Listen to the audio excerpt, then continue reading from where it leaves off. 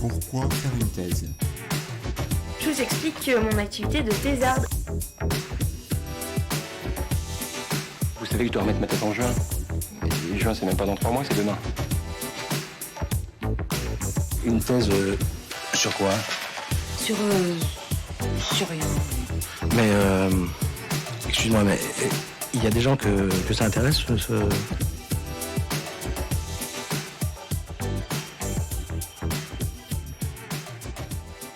Bonjour, vous écoutez Thésard, le podcast qui fait parler les doctorants et doctorantes en sciences humaines et sociales, produit et réalisé par Marianne Le Gagneur et Jeanne Perrier.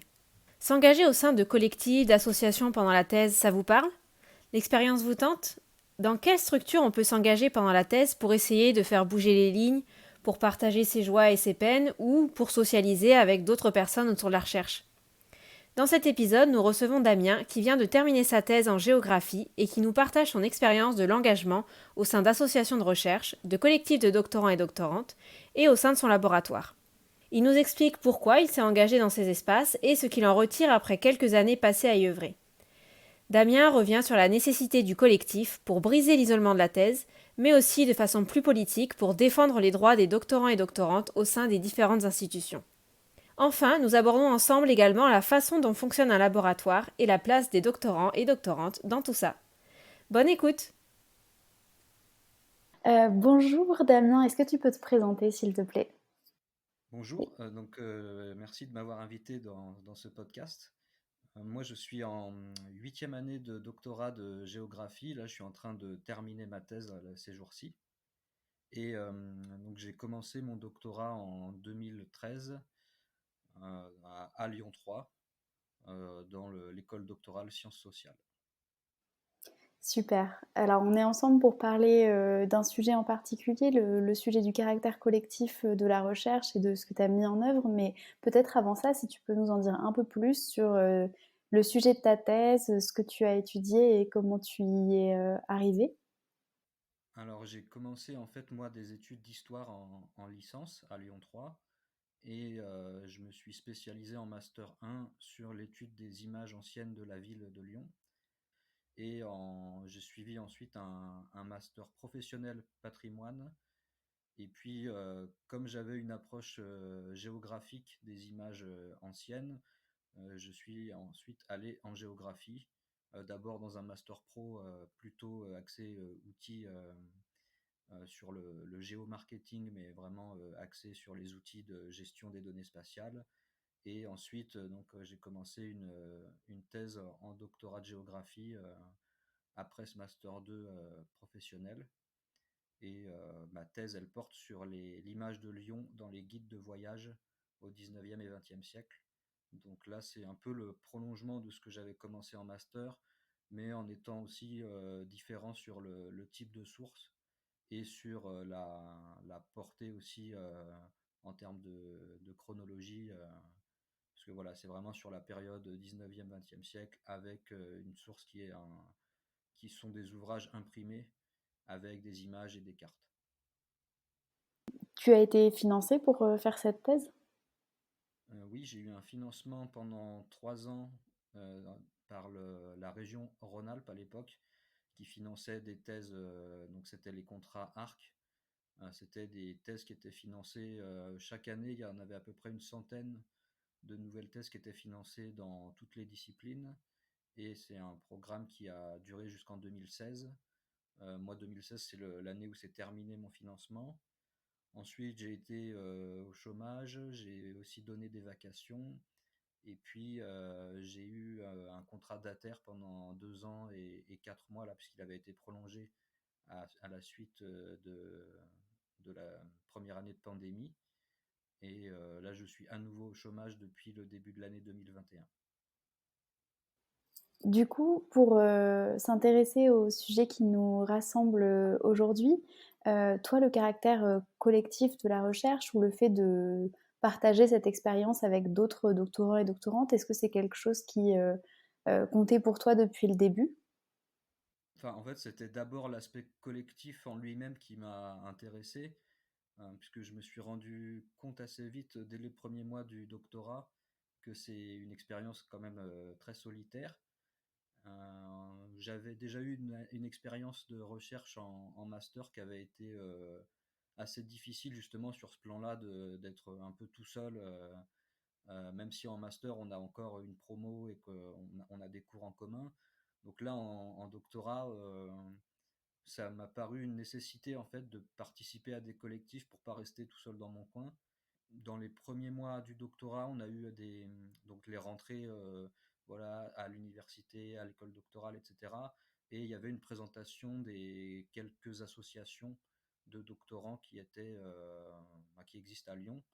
Et j'ai intégré assez rapidement deux associations. Les Têtes chercheuses, qui est une association de doctorants plutôt en lettres, linguistiques, arts, et également en thèse, qui est donc une association qui est reliée à l'ENS de Lyon et dans laquelle je me suis impliqué au sein du bureau. Avant de revenir, sur ces, expériences associatives que tu as eues, c'était quoi, qui t'a posé problème particulièrement dans le master? Enfin, comment ça s'était passé pour toi? Pour la première fois, être sur une recherche tout seul, donc un sujet sur plusieurs mois. Et puis c'était plutôt toute la phase de rédaction surtout qui m'a posé problème. Et je savais en fait, c'est ce qui m'avait donné envie plutôt de continuer en master professionnel derrière. Et je suis revenu à la recherche par la thèse et c'était pas vraiment le plan qui était prévu au départ de mon côté, mais comme il y avait une opportunité, que c'était sur un sujet qui m'intéressait beaucoup, je me suis lancé. Ouais et justement, du coup, c'était quoi l'objet de ces 2 associations, dont tu viens de nous parler? Est-ce que c'était des associations, qui concernent vraiment le sujet de ta thèse? Ou est-ce que c'est plus des rassemblements, de doctorants d'une même université ou d'une même, école, laboratoire ou école doctorale? Alors, les Têtes chercheuses, c'est une association qui est vraiment plutôt axée sur les questions scientifiques autour justement des thématiques lettres, langue, art, etc. Donc c'était un peu éloigné de mon sujet de recherche, mais c'était intéressant d'avoir des rencontres assez régulières pour découvrir un peu les sujets des autres, partager les méthodes et discuter, rencontrer aussi finalement des doctorants qui sont pas dans les mêmes univers scientifiques que moi. Donc ça c'était assez enrichissant, mais aussi par moments un peu déroutant parce que voilà on fait pas forcément le même métier, en tout cas sur le plan scientifique, c'est pas les mêmes champs, c'est pas les mêmes méthodes, etc. Et après, en thèse, c'est une association plutôt sciences sociales, historiquement, enfin, elle n'est pas vraiment, comment dire, délimitée scientifiquement, puisqu'on a aussi eu des collègues doctorants qui étaient en informatique. Et en thèse, la particularité, moi, qui m'a tout de suite plu, c'est que c'est une association qui a été créée vraiment pour parler des aspects pratiques de la thèse, de tout ce qui n'est pas en fait présent quasiment dans les instances universitaires ou dans les collectifs qu'on retrouve le plus souvent, qui sont vraiment axés sur le scientifique, sur des espaces de communication, de séminaires. Là, c'était vraiment des sujets dont on parle pas ou très peu, et c'était l'occasion de vraiment discuter de tout ça. Et aussi, moi, ce qui m'a intéressé dès le début, et peut-être un peu trop, finalement, avec le recul, c'est d'essayer de comprendre ce qu'était un doctorat, comment ça fonctionnait, quelle était la position des doctorants là-dedans. Et j'ai vraiment aimé justement les activités d'Anthès par rapport à ça, parce qu'on a pu rencontrer différents acteurs universitaires et qu'on a pu choisir vraiment des sujets qui étaient importants pour nous et sur lesquels on a pu discuter avec d'autres. Et du coup, sur ce que ces expériences associatives, t'ont apporté à toi, plus personnellement, qu'est-ce que quelle tâche tu mené au sein de ces associations? Heu, Combien de temps à peu près est-ce que tu y consacrais, chaque semaine? Pour les têtes chercheuses, enfin, j'avais pas de rôle dans le bureau ou de participation active. C'était plutôt de temps en temps venir aux ateliers ou aux séminaires.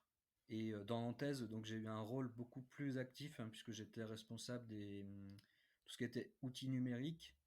Il y avait le blog Hypothèse, les réseaux sociaux, et puis aussi un espace qui avait été créé par les précédents bureaux d'Anthèse, qui était hyper intéressant. C'est sur Pearl Trees, et c'est un regroupement de liens portant sur le doctorat, donc au sens large, à la fois des liens méthodaux, des liens plutôt sur l'après-doctorat, les financements, etc. Et aussi un, un thème qui m'a paru très intéressant et qui m'intéresse toujours aujourd'hui, c'est vraiment le vécu du doctorat, les réalités effectives du doctorat en France. On a essayé à plusieurs, voilà, de d'écrire sur des sujets qui pouvaient être utiles à d'autres. C'était aussi ça l'un des grands objectifs, c'était de faire collectif en s'adressant aux autres doctorants et en essayant chacun d'apporter quelque chose qui pouvait être utile aux autres, et notamment sur l'information. Je pense qu'en doctorat, l'information, c'est un élément très important, et c'est là que le collectif de jeunes chercheurs a aussi un grand rôle à jouer. Dans cette association, est-ce que vous avez réussi à avoir aussi un échange en fait avec d'autres chercheurs des différents labos de l'ENS de Lyon? Est-ce qu'il y a un dialogue qui a réussi à se créer, ou est-ce que c'était vraiment un espace, on va dire, en non-mixité pour les doctorants et par les doctorants et les doctorantes? C'était un petit peu les deux, en fait, hein. On a les cafés doctorants, c'était souvent quand même un espace en non-mixité avec des doctorants, des jeunes chercheurs, et on pouvait vraiment parler sans se censurer ou sans craindre quoi que ce soit. Après, on a réussi à aller interroger des acteurs, des chercheurs ou des acteurs de la recherche, pour essayer un peu de comprendre les coulisses et avoir des conseils qui peuvent être utiles pour le doctorat et l'après-doctorat sur comment publier, qu'est-ce qu'on peut savoir sur ce genre de choses. Et puis, toutes ces réunions pratiques où on avait des acteurs plutôt administratifs qui venaient vraiment parler, par exemple, sur l'international aussi, tout ce qui est pratique à connaître pour l'international, que ce soit sur le plan vraiment très pratique, des visas, etc., ou sur les financements et les accords existants entre notre université de Lyon et d'autres universités dans le monde. Ça a été assez précieux. Et puis on s'est aussi beaucoup impliqué dans la journée pour l'emploi des docteurs, qui était une journée organisée par l'université de Lyon. On a participé à l'organisation de cette journée, enfin la co-organisation de cette journée plusieurs fois.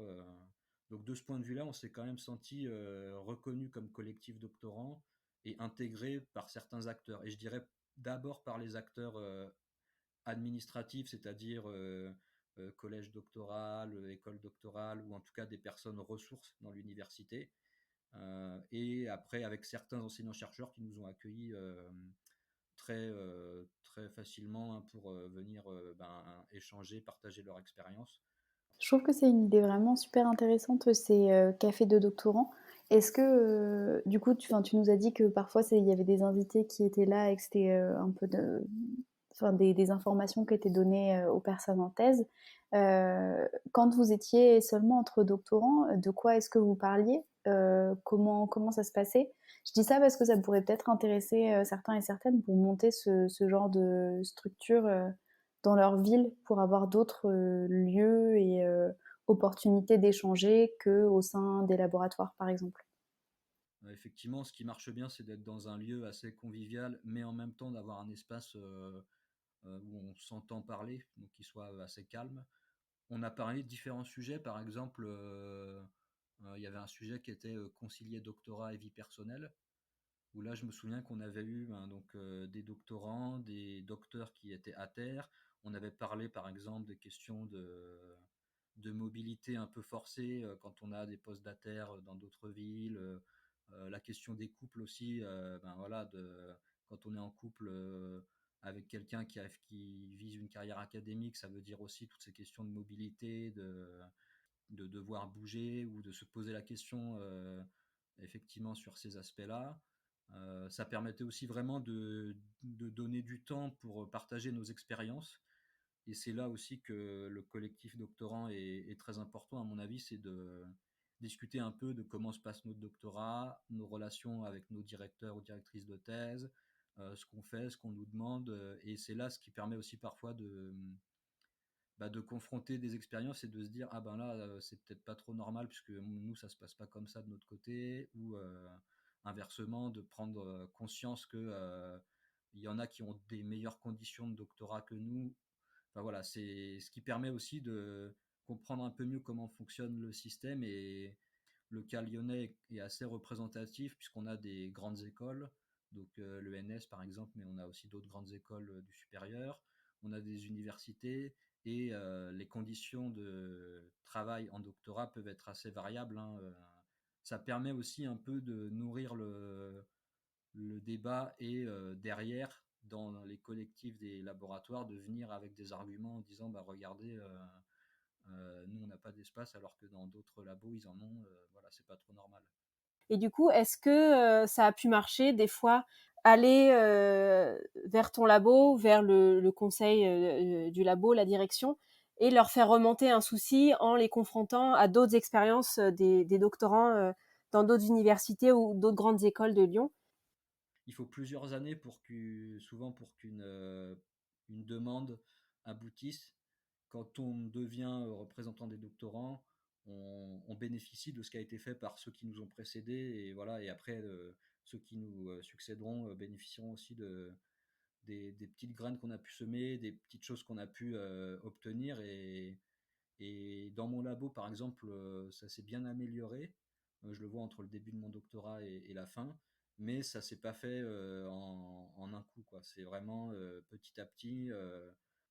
Mais ce qui est intéressant également, c'est qu'à travers plusieurs collectifs, et notamment des collectifs qui ne sont pas directement liés à l'école doctorale ou au labo, c'est-à-dire pas uniquement les postes de représentants, qui ça sont des postes un peu vraiment officiels dans les instances. En ayant d'autres collectifs associatifs, par exemple, ça permet de pousser des revendications ou en tout cas des sujets, mais plutôt pas frontalement, mais qui vont infuser dans l'université ou dans les universités locales. Et je pense qu'un des moments aussi qui a été assez fort, je le vois dans mon labo ou à l'université de Lyon, c'est les évaluations HCERS justement où on a ce temps qui est normalement consacré à écouter uniquement les doctorants et sans les titulaires et où on peut vraiment parler de ces sujets-là. Moi, j'ai senti qu'il y avait une crainte des labos que la parole des doctorants s'exprime à ce moment-là, puisqu'en fait, elle s'exprime quasiment pas dans d'autres espaces, ou en tout cas, elle n'a pas du tout le même poids quand il y a des titulaires qui sont décideurs, par exemple dans les conseils de labo ou dans le conseil de l'école doctorale. Je trouve que ça questionne sur la liberté de parole des doctorants, qui la prennent justement dans cet espace où ils se sentent beaucoup plus libres de parler de revendications et notamment matériel, logistique. Peut-être un petit point de précision pour les personnes qui ne sauraient pas. Est-ce que tu peux expliquer en 2 mots ce que sont les évaluations HCERES? Alors, c'est donc le Haut Conseil de l'évaluation de la recherche et de l'enseignement supérieur. Et ce sont des évaluations qui ont lieu, alors il me semble, c'est tous les 5 ans, dans toutes les instances universitaires, c'est-à-dire les laboratoires, l'école doctorale, voilà, les communes. Donc nous, c'est l'université de Lyon, donc le regroupement de tous les établissements au niveau, enfin à différents niveaux, et notamment sur le doctorat, c'était piloté par l'université de Lyon. Et ce sont des moments où on a des experts qui sont des enseignants-chercheurs et y compris parfois des doctorants aussi, hein, parce qu'on avait eu un doctorant là dans l'une des évaluations qui viennent écouter Alors d'abord en collectif, la présentation du labo, et puis ensuite il y a des temps dans la journée séparés pour chaque corps, on va dire, de personnel, donc les enseignants-chercheurs titulaires, tout ce qui est personnel administratif, soutien à la recherche technique, etc. Et puis il y a un temps aussi pour les doctorants où on est voilà, uniquement avec le jury, en tout cas, enfin voilà, le jury, les membres de HCVRS, et ils viennent nous écouter. Et c'est intéressant aussi parce que donc nous on fait remonter des choses positives, des choses négatives, des demandes, etc. Et dans l'échange, il y a souvent aussi une, un partage de connaissances, en tout cas de retour d'expérience, puisque comme ce sont des gens qui viennent d'autres laboratoires, d'autres endroits en France, et qui aussi ont évalué d'autres laboratoires, etc. Ils peuvent nous dire, ah, dans ce laboratoire ça se passe comme ça, ou en tout cas ah, c'est étrange ce que vous nous dites là puisque c'est pas ce qu'on a entendu ailleurs, ou alors au contraire oui, on nous a fait remonter ça dans d'autres laboratoires. Je pense que c'est ce qui permet aussi de comprendre comment on est traité, c'est-à-dire est-ce qu'on est plutôt bien traité ou pas, est-ce qu'on est en droit de demander d'autres éléments. C'est ça qui est aussi très utile, je pense, dans ces espaces-là. Et ça me fait penser à quelque chose, tes expériences de... Enfin, en fait, ton engagement au cours de la thèse, il en ressort quand même un engagement finalement assez politique aussi, parce que tout ça, ce sont des questions politiques relatives au fonctionnement de l'université, à ce qu'elle est et à ce qu'elle va sans doute devenir aussi. Et du coup, je me demandais, est-ce que c'était un positionnement ou une sensibilité que tu avais déjà avant de commencer la thèse, ou est-ce que cette, cet engagement politique est aussi venu en fait en même temps que la thèse, au fur et à mesure que tu découvrais ce que c'était de faire une thèse et les conditions dans lesquelles elle se réalisait? Ouais, en fait, il est vraiment, enfin, cet engagement politique, en tout cas, cette réflexion sur les conditions enfin, sur le vécu du doctorat, etc., c'est vraiment venu pendant le doctorat. D'abord en lisant beaucoup, en me renseignant via en thèse là sur les ressources, sur le vécu du doctorat, sur les différents retours d'expérience que je pouvais trouver, en discutant avec pas mal d'autres doctorants, en se rendant compte que voilà, la différence de traitement et de moyens d'une université à l'autre, d'un labo à l'autre, d'un établissement à l'autre, c'est vraiment, il y a des écarts hyper importants. Donc c'est vrai que moi j'ai essayé d'abord de me renseigner un maximum et de comparer un peu les expériences, y compris quand les nouveaux textes de loi sont sortis, hein, comme le texte de 2016 là, sur le doctorat. Parce que quand on discute avec un certain nombre de personnes dans différentes disciplines, on se rend compte qu'on n'a pas les mêmes moyens. Par exemple, sur des questions comme l'impression des thèses, des manuscrits de thèse, il y a des personnes pour qui tout va être pris en charge financièrement par l'école doctorale ou par le labo, etc. Il y en a d'autres qui doivent tout payer de leur poche, des choses comme ça. Le fait aussi d'avoir des financements qui sont fléchés vers les doctorants, ça aussi c'est des évolutions qui, à mon avis, n'auraient pas eu lieu si les doctorants n'avaient pas réclamé, demandé des informations. Je pense que l'une des meilleures manières de faire de poser déjà ces sujets sur la table, c'est de demander des informations très factuelles. Donc de demander voilà, quel est le budget du labo et comment l'argent est dépensé, et est-ce qu'il y a une partie qui est réservée pour les doctorants. Donc je pense que ouais, c'est venu petit à petit, et puis en étant aussi assez déçu hein, du manque de pouvoir qu'on a en tant que doctorant. Mais c'est vraiment voilà, une maturation qui a eu lieu au fil des années et qui est de plus en plus forte ces dernières années depuis notamment la mobilisation contre la LPPR, ou depuis la pandémie, par exemple, hein, sur les questions de vacations et de financement des doctorats.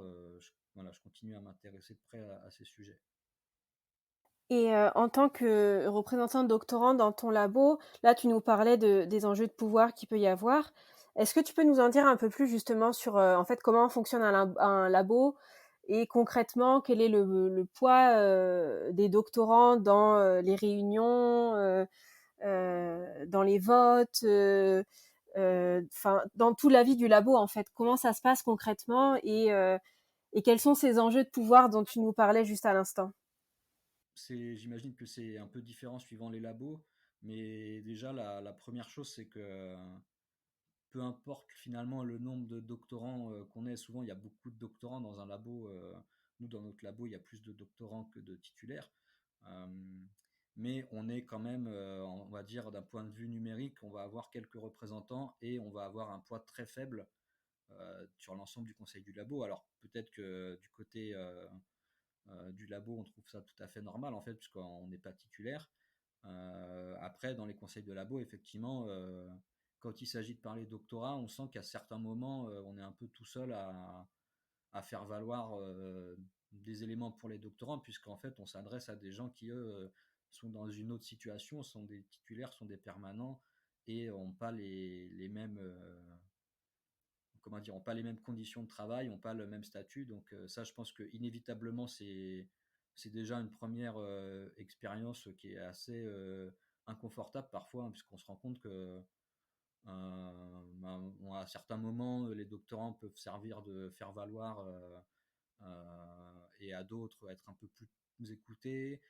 Parfois, on va réussir à trouver quelques alliés parmi les titulaires pour faire remonter certains sujets et peser un peu plus. Enfin, pour en avoir discuté avec pas mal de gens qui ont été représentants, on a quand même globalement une certaine déception on se rend compte on a, on a quasiment pas de pouvoir, ou en tout cas, on n'est même pas forcément toujours très écouté ou très reconnu. Et ça, c'est sans doute lié au système en lui-même, hein, qui fait que on nous fait parfois sentir qu'en doctorat, on est là de passage et que le labo, lui, il réfléchit sur des cycles de plusieurs années, de 5 ans, etc., avec les évaluations HCRS. Ouais, justement, pour rebondir là-dessus, enfin, moi, je reconnais énormément de choses que tu es en train de décrire sur le fonctionnement de mon propre labo. En fait, ces collectifs, ils sont extrêmement utiles parce qu'ils permettent de faire avancer des causes communes, alors sur plusieurs années parfois, voire sur 10 ans. Enfin, c'est un travail de longue haleine. Et parfois, c'est un travail difficile, coûteux, qui pèse et qui rend un peu amer, je trouve, parce qu'il y a souvent plus de frustration bah ouais, plus de frustration que de célébration ou de victoire, enfin, si je peux le formuler comme ça. Comment toi, ça, tu l'as vécu et est-ce que tu t'attendais à ce que ce soit difficile? Je me suis présenté comme représentant des doctorants donc au début de ma deuxième année de thèse, à peu près, ouais, c'était ça. Et donc là, c'est pareil sur les temporalités, c'est aussi un peu compliqué de savoir à quel est le meilleur moment pour s'impliquer dans une charge comme ça qui est quand même prenante, hein, même si bon, c'est pas non plus tous les mois, mais on a des conseils de labo, on a les événements annuels du laboratoire et parfois des questions aussi qui peuvent être assez difficiles à traiter quand il y a des problèmes dans le laboratoire. Euh, Moi, c'était d'abord aussi toujours dans l'optique de comprendre un peu comment fonctionnait le système. Et c'est vrai que quand on est représentant des doctorants, on comprend beaucoup mieux certaines choses, comment ça se passe, les processus de décision, quels sont les sujets importants au sein du labo, etc. Des choses qu'on ne voit pas quand on est, on va dire, simple doctorant, où on a là uniquement les grandes AG et parfois quelques retours ou quelques discussions en off avec certaines personnes. Et après, je pense que ce qui était aussi très intéressant, c'était notre collectif de représentants de doctorants. Parce que nous, au départ, on était 8 et puis après, on était 6 représentants de doctorants. Et on a vraiment, pendant 2 ans, fait des réunions, justement préparé les conseils de labo, mais surtout aussi d'autres événements. On a organisé, en fait, nos représentants doctorants organisent un congrès doctoral annuel et qui a été une belle réussite, hein, depuis plusieurs années. Et ça, d'ailleurs, ça a été reconnu par le laboratoire, que c'était un moment où on arrivait à attirer quand même un certain nombre de doctorants, ce qui est toujours un peu compliqué, hein, ça aussi, on s'en rend compte que quand on organise des choses en collectif, que ce soit école doctorale, association, labo, c'est toujours difficile de toucher beaucoup de doctorants parce que il y a tous ceux qui ne sont pas financés, qui ne sont pas disponibles. Il y en a qui ne sont pas dans la même ville. etc. Donc, entre le nombre de doctorants inscrits dans un laboratoire et le nombre de doctorants présents à un congrès doctoral, par exemple, on sait que nous, quand on arrivait à un tiers, c'est-à-dire à peu près une quarantaine de doctorants sur 130, 140, on était très content, quoi, parce que c'était déjà un gros effectif. Mais après, oui, comme tu le dis, pas mal de frustration, déception, et un peu l'impression parfois d'être un enfant à une table d'adulte, hein. C'est-à-dire que on n'a pas forcément la parole, on n'a pas forcément l'écoute, et surtout, c'est pas nous qui prenons les décisions, puisqu'on est minoritaire d'un point de vue numérique dans la composition du conseil de labo, et parce qu'en plus, sur certains points, notre voix enfin, on ne peut même pas voter, ou en tout cas notre voix ne compte pas. Donc ça, c'est aussi quelque chose qu'il faut savoir, c'est que je pense que c'est important de participer à la représentation des doctorants dans ces conseils, voilà, labo, ED, université, etc. Mais c'est une expérience qui est quand même assez frustrante, parce qu'on se rend compte, enfin, parfois assez frontalement et durement, du peu de pouvoir qu'on a en tant que doctorant. C'est-à-dire que autant vous avez des gens qui vont tout à fait reconnaître les doctorants comme des collègues en formation, des jeunes chercheurs, mais vous avez aussi des chercheurs, des enseignants chercheurs qui considèrent que vous êtes un étudiant, vous êtes de passage, et qu'on n'a pas à vous écouter ou à vous demander ce que vous en pensez. Et puis l'autre élément, c'est par exemple sur les moyens qu'on a à disposition, les bureaux, les salles collectives, le matériel, c'est de se faire répondre oui, mais c'est pire dans tel laboratoire, vous avez déjà quelque chose, donc contentez-vous de ça en quelque sorte. Et c'est là que avoir une bonne connaissance de ce qui existe ailleurs, ça permet aussi d'argumenter, de dire bah regardez, dans tel autre labo, ils ont beaucoup plus de moyens, ils ont plus de pouvoir, ou ils sont plus écoutés. Alors je dis pas que ça va résoudre les problèmes, mais en tout cas ça permet de, pareillement, avec des faits, de dire bah non, en fait c'est pas normal là. Je pense que c'est une expérience qui reste mitigée. On est content, on est fier des choses positives qu'on pu avancer, et qui n'ont pas forcément été réalisées sous notre mandat, mais sous les mandats postérieurs.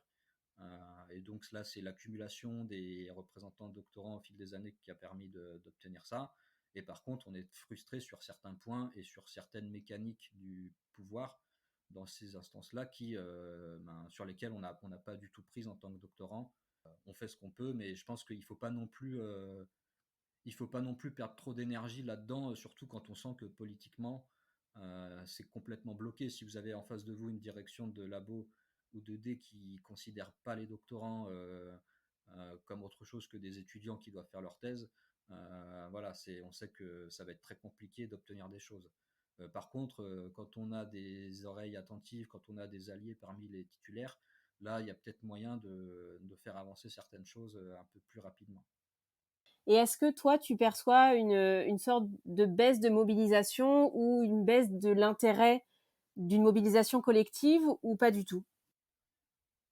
Ben, je dirais il y a plusieurs choses. Alors effectivement, il y a beaucoup d'injonctions contradictoires et paradoxales aujourd'hui, qui sont faites aux doctorants, avec la fameuse durée de la thèse, et en même temps des demandes d'implication à certains moments dans les collectifs, parce qu'un laboratoire ou une école doctorale a forcément besoin de représentants des doctorants, sinon ça ne fonctionne pas d'un point de vue statutaire. Donc ils vont toujours venir chercher des gens en leur laissant plus ou moins le choix. Et c'est là où ça peut être, où c'est déjà mal parti, quand vous êtes forcé plus ou moins par votre directeur ou par d'autres titulaires à vous engager pour représenter les doctorants. Déjà, ça part mal. Effectivement, moi déjà, ce que je peux dire, c'est que parmi la plupart des doctorants que je connais, ou des docteurs maintenant là que je connais, qui se sont engagés vraiment dans des collectifs, ils ont souvent mis plus de temps à finir leur thèse que ceux qui ne se sont pas impliqués. Donc ça, c'est une réalité, hein. Après, je pense que d'un point de vue d'expérience, c'est quand même positif. Mais comme je disais tout à l'heure, il faut essayer de pas trop perdre d'énergie. Alors moi, je me suis impliqué dans beaucoup de collectifs, puisque j'ai aussi été responsable d'un labo junior pendant un peu plus de 2 ans. Ce que j'ai observé aussi, on a parfois des directeurs ou directrices de thèse qui sont aussi impliqués dans les labos et qui vont pousser d'autres doctorants à s'impliquer, mais pas leurs propres doctorants, puisque eux, il faut qu'ils finissent leur thèse, ou en tout cas que la thèse soit la priorité. Donc j'ai l'impression qu'il y a un peu un double jeu aussi parfois quand il s'agit de trouver des représentants entre les directeurs de thèse, euh, où on a comment dire, des sons de cloche un peu différents suivant s'ils sont dans leur position de directeur ou de membre du labo et du conseil de labo. Moi, quand je discute avec beaucoup de doctorants qui sont en début de thèse, souvent il y a quand même une crainte de l'engagement collectif par rapport à cette énergie et au temps que ça va prendre par rapport à la thèse. Hein. J'en connais qui se sont pas du tout engagés et ont réussi à faire leur thèse assez rapidement. J'en connais aussi qui ne sont pas engagés mais qui sont restés un peu isolés du reste du groupe. Et puis j'en connais qui ont participé, qui sont engagés, qui en retirent une expérience positive. Donc là c'est pareil, il n'y a pas un seul cas. Et après ce qui a changé, je pense, on le voit aussi sur Twitter depuis 2 ans, c'est déjà la pandémie. Enfin, avant la pandémie, il y a eu la mobilisation contre la LPPR, la pandémie, la LPPR qui est passée, la baisse constante du nombre de postes. Je pense que tout ça, ça fait d'autant plus réfléchir, avec toujours cette injonction contradictoire qui va faire que quand même dans un CV pour une carrière académique, le fait d'avoir été représentant des doctorants, d'avoir été dans un labo junior, d'avoir été dans des collectifs de ce type-là, c'est quand même un peu valorisé. Mais donc à la fois ça compte et d'un autre côté ça disperse forcément hein, puisqu'on y consacre du temps. Donc si l'objectif unique c'est la thèse, effectivement ça disperse. Après je pense que c'est à chacun de voir ce qui va être intéressant. C'est important d'essayer de se renseigner aussi hein, de toute manière avant de prendre une charge de représentant de doctorant, de se renseigner auprès des précédents, d'essayer de comprendre un peu dans quoi on se lance, même si je pense que on peut dire une chose sur le doctorat qui est à mon avis valable tout le temps, c'est que quand on se lance dans le doctorat ou après dans des rôles au sein des instances, on ne sait jamais vraiment à quoi s'attendre, donc on découvre, hein, ça fait partie aussi de l'expérience. L'évolution récente de l'enseignement supérieur et de la recherche fait forcément réfléchir les doctorants sur leur engagement. Est-ce que ça vaut le coup finalement de rendre service à des titulaires qui ont besoin de représentants des doctorants si nous on n'y trouve pas notre intérêt? Ben, je pense que la réponse est non. Voilà, je pense qu'il faut y aller si on a envie et qu'on a envie de participer au collectif. Et après, pour ce qui est des associations doctorants, là je pense que la situation est un peu différente parce que personne nous force. Et là, c'est plutôt voilà, individuellement qu'on peut être intéressé ou non de participer. Et je dirais heureusement qu'il y a des collectifs de doctorants, parce que si on ne devait compter que sur les instances institutionnelles qui sont les ED, les labos et les universités, on voit très bien que ça fonctionne quand même pas parfaitement. Je pense que c'est là aussi qu'on voit tout l'intérêt des collectifs. Quand on débarque en doctorat, on a très peu d'informations. Suivant nos directeurs ou directrices de thèse, on aura très peu d'informations pratiques sur comment ça fonctionne, qu'est-ce que le D, qu'est-ce que le labo, qu'est-ce que l'université, etc. Je pense qu'un certain nombre d'établissements ou d'instances sont très contentes qu'il y ait des collectifs de doctorants qui soient créés sous forme d'associations parce qu'en fait, ils font le boulot que ces instances devraient faire pour le doctorat. Je pense qu'à l'ENS, par exemple, c'était assez clair que l'ENS finance l'association en thèse parce que l'association en thèse organise des réunions pour les masterants ou les doctorants et que l'ENS n'a pas à s'occuper de ça. Et je pense qu'on a un vrai manque de postes dans les ED et les labos et les universités, de personnes qui s'occuperaient vraiment du doctorat et qui passeraient ces informations, qui accompagneraient. Je pense que voilà, on le voit très bien aussi hein, ces dernières années, et notamment avec les podcasts, hein, ce que vous faites ou ce que d'autres font. L'information en doctorat, elle passe avant tout par les doctorants. Et ça, je pense que c'est à la fois une richesse, mais c'est aussi un problème structurelle des institutions. Et politiquement, en fait, je voulais revenir sur un point parce que c'est vrai que, notamment sur Twitter, il y a souvent pas mal de débats sur l'université et son devenir. Et on observe quand même assez une division entre ceux qui sont titulaires et les doctorants, ou en tout cas ceux qui sont dans des postes précaires, notamment aussi les ATER, les CDD, les vacataires, etc. Comment est-ce que, à ton avis, c'est possible de concilier les deux, ou est-ce que dans les collectifs auxquels tu as participé, pour toi, ça te paraît vraiment compliqué de concilier les intérêts de ces deux groupes? Alors moi, dans mes expériences collectives, j'ai pas vraiment vu enfin comment dire, j'ai pas vraiment vu de réunion d'intérêt, en tout cas sur des moments importants. Alors si peut-être sur la mobilisation contre la LPPR, mais avec le recul, je pense que c'était une réunion d'intérêt qui était quand même assez factice, hein, puisque moi, dans mon souvenir, les titulaires se sont quand même mobilisés quand leur statut était directement attaqué par la réforme.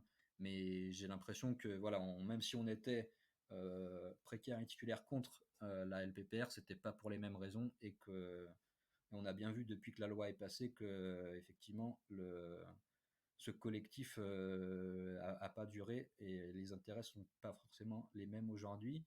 Moi personnellement, je pense qu'aujourd'hui la situation de l'université fait que ça me paraît assez inévitable qu'il y ait une opposition entre titulaires et précaires, en tout cas pour ce qui est de la question des enseignements, hein, puisque sur les cours, on a bien vu là depuis quelques mois pour cette nouvelle année universitaire qu'il y a une pénurie d'enseignants pour donner des cours, notamment dans les TD, dans certaines formations, et que l'évolution globale à la fois de l'enseignement supérieur et de la recherche, mais aussi d'autres éléments comme la réforme du chômage, font en sorte que désormais faire des vacations, c'est quand même pas du tout intéressant, sauf si on a vraiment besoin de faire des heures de cours pour son CV. Donc je pense que inévitablement là on est en tension, parce que les chercheurs, les anciens chercheurs titulaires, eux, sont dans les départements, ont des maquettes et doivent trouver des intervenants, ou alors faire eux-mêmes les cours en heures complémentaires.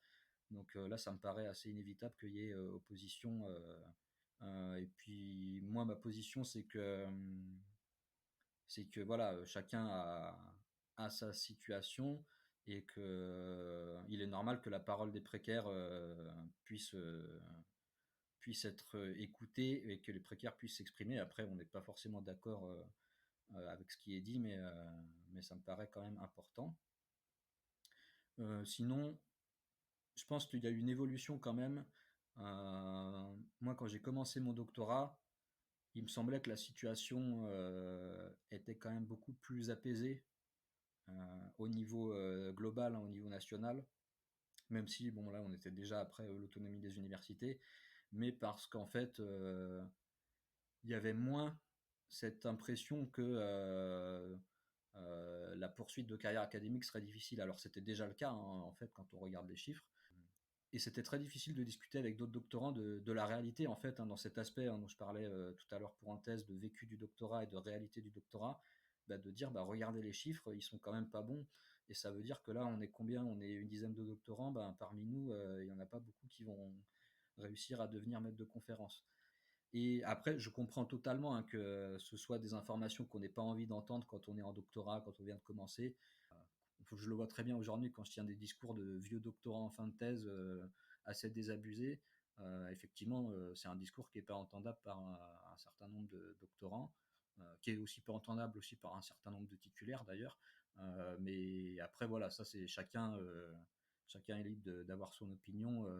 Moi, je pense depuis le début de mon doctorat que c'est important de parler de ces réalités, sans non plus faire un tableau complètement noir, hein, mais je pense que voilà, c'est important de parler des réalités, notamment, je reviens à ce que je disais plus tôt, bah, tout ce qui est factuel, tout ce qu'on a comme statistiques qui permet de comprendre bah, notre université, notre labo au niveau national, comment ça évolue. Et je pense que là, la baisse du nombre de postes de titulaires, elle est criante depuis une dizaine d'années, et on a les statistiques, on le voit très bien, et ça, c'est pas quelque chose qu'on peut nier aujourd'hui. Alors après, ça pose toute la question de ben voilà, faire un doctorat ou pas, et une fois qu'on est en doctorat, comment préparer la suite. Et là, pour le coup, la participation à des collectifs est aussi intéressante pour rencontrer des acteurs qui ne sont pas forcément des enseignants-chercheurs, mais qui vont permettre de... Bah, par exemple, nous, les journées pour l'emploi des docteurs qu'on a co-organisées, c'était hyper intéressant sur cet aspect-là, d'être co-organisateur, de rencontrer certaines personnes qui sont des docteurs mais qui travaillent hors de l'université et de découvrir aussi un peu la diversité des possibilités hors carrière académique. Avec le recul et toute cette expérience que tu as de collectif au niveau du doctorat, en fait, après avoir vu tout ça, comment est-ce que à un moment donné, en fait, on peut réussir à envisager de se lancer dans ce genre dans cette carrière et surtout en fait dans ce fonctionnement universitaire qui est quand même assez préoccupant. Donc moi, comme je disais, je suis entré en doctorat en n'ayant pas comme plan de carrière de continuer dans la recherche. Il se trouve que par mes engagements, et notamment le Labo Junior ou mon poste d'ATER, j'ai, je pense, un CV qui correspond plus ou moins à ce qui pourrait être attendu. Alors après, la longueur de ma thèse fait que c'est pas quelque chose de très valorisé, mais je ne ferme pas totalement la porte à certains métiers de la recherche, mais en tout cas pas à celui de MCF. Euh, mais aujourd'hui, ma position, elle est quand même assez négative, hein. Je ne conseillerais pas à des personnes de se lancer en doctorat, par exemple, dans la situation actuelle, ou alors de se lancer en ayant vraiment lu et discuté beaucoup avec des gens qui sont en doctorat, des anciens, enfin des docteurs, etc., pour comprendre vraiment dans quoi ils se lancent, et notamment en termes de perspective de carrière, et pareil en termes de choix de directeur de thèse. Voilà. Et après, pour la carrière académique, ben, je pense que tout le problème du doctorat, c'est qu'on nous demande de préparer l'après-thèse pendant la thèse, tout en faisant la thèse. Donc c'est un peu le gros problème, c'est que ce soit pour la carrière académique, où il faut avoir publié, et quand on sait combien de temps prend la publication d'un article, donc il faut que ça se prépare bien longtemps avant la fin de la thèse. Pareil pour les expériences. Donc c'est parce que c'est pas au moment où on sera en train de finir de rédiger qu'on aura le temps de s'impliquer dans le laboratoire ou dans d'autres fonctions. Donc je pense qu'on est vraiment, enfin le doctorat me paraît comme être une expérience vraiment très paradoxale, très particulière, et, et je suis assez pessimiste effectivement sur l'avenir de la recherche parce que j'ai l'impression que même entre les docteurs qui ont réussi à avoir un poste de titulaire et les docteurs qui, eux, vont pas réussir à en avoir, ou en tout cas vont galérer pendant des années en ayant tous des très bons dossiers, et parce qu'il y a moins de postes et que c'est de plus en plus difficile, je trouve que ça me paraît assez compliqué. Et on voit de plus en plus, hein, j'ai l'impression depuis le début de la pandémie, des témoignages sur Twitter, hein, de gens qui disent que eux ils ont abandonné la recherche voilà, à tel moment, que d'autres ils continuent encore une dernière campagne de maître de conf, mais ils en ont déjà fait plusieurs et ça n'a rien donné. Et après, il y a aussi les copains ou copines qui sont devenus MCF il y a un an ou deux et qui maintenant sont titulaires, mais ont du mal aussi, j'ai l'impression, à vivre ce nouveau statut parce que ils étaient aussi impliqués en tant que précaires avant pour faire changer les choses, qu'ils n'ont pas forcément les moyens en tant que jeune MCF, parce qu'il y a aussi des rapports de pouvoir chez les titulaires évidemment, et qu'en tant que MCF nouveau, on n'a pas la possibilité de faire bouger les choses. Et je pense que c'est d'autant plus vrai aujourd'hui parce que l'université est en crise. Euh, voilà, en tout cas moi mon avis c'est que c'est à chacun de réfléchir, de se poser, de se demander voilà, s'il y a vraiment une envie de continuer dans la recherche avec le nombre de sacrifices que ça va demander sur le plan personnel et sur le plan professionnel. Mais en tout cas, pour aussi rassurer d'autres personnes, voilà, moi, là actuellement, je ne sais pas ce que je ferai l'année prochaine, mais je sais qu'il y a d'autres personnes qui ont quitté la recherche et qui je pense que plus le choix est fait en conscience et tôt, mieux c'est pour rebondir derrière. Tout ce que je peux dire, peut-être pour terminer sur le sujet dont on a parlé aujourd'hui, c'est vraiment voilà, les échanges, le collectif, l'information. C'est ça qui va permettre aussi de se faire sa propre opinion et de réfléchir en conscience en ayant un maximum d'éléments. Je pense que les collectifs sont des éléments, sont des espaces très importants aussi pour trouver de la force et pour se soutenir les uns les autres. Et d'ailleurs, peut-être, voilà, pour finir sur une note positive, moi disons que je ne regrette pas d'avoir fait un doctorat pour les aspects collectifs, justement. Alors ça peut paraître complètement paradoxal, hein, mais ce que j'ai préféré dans mon doctorat, c'est toutes ces rencontres, des gens qui sont devenus des amis, des belles, voilà, des beaux moments passés ensemble, du soutien, et clairement, on se rend compte que dans l'expérience de thèse en elle-même, de ne pas être resté tout seul dans son coin, mais d'avoir rencontré beaucoup de monde, c'est hyper important sur le plan humain, et aussi c'est hyper important dans le métier parce qu'on se soutient les uns les autres, on se relie, on s'aide. Là, moi, je suis en train de terminer ma rédaction et j'ai pu compter sur un certain nombre de personnes qui m'ont relu des passages, qui m'ont conseillé, qui m'ont aidé. Et moi, je l'ai fait pour d'autres ou je vais le faire dans quelques mois pour d'autres. Et ça, je pense que c'est aussi une grande richesse qu'on apprend en doctorat. Disons que quand on joue le jeu vraiment du collectif, je pense qu'on n'y perd pas au final. Au contraire, on gagne beaucoup et c'est vraiment une richesse. Merci à Damien d'avoir partagé son expérience de l'engagement collectif pendant la thèse au micro de Thésard. On espère que cet épisode vous a plu.